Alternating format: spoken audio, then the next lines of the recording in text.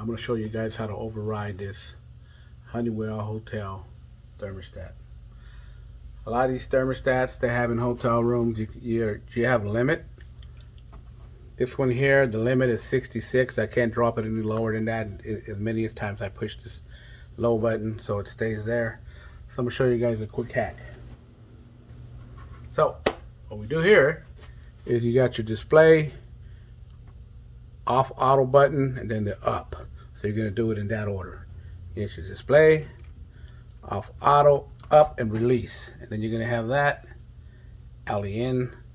Now we can go down all the way to 62.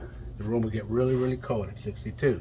Now it works the same for heat. Now you can go all the way up to 85, but we're here in Atlanta, Georgia, and I'm not going to take it up to 85. But anyhow, so display off up.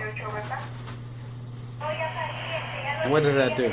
Puts it in VIP mode for approximately, I believe it's 3 days. That'll go below the factory settings from what hotels want. Thank you for watching my tutorial. Don't forget to subscribe and like.